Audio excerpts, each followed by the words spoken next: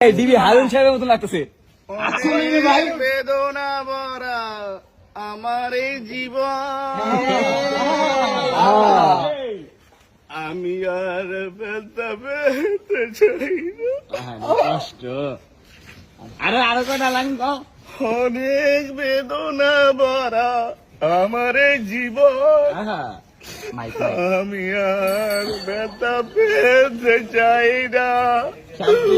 অনেক কেঁদেছি আমি এই জীবনে, করুণার পেতে চাই না।